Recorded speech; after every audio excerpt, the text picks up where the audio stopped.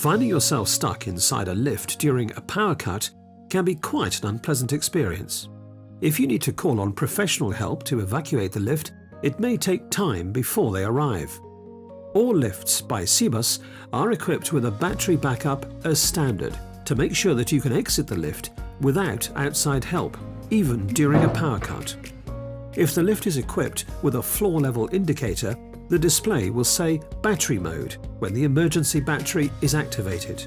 For lifts without a floor level indicator, the lights of all buttons will flash. To lower the lift in an emergency, just press any floor button and the lift will descend to the floor below at an adjusted speed. As soon as the lift reaches the floor, the door will automatically unlock so that you can exit.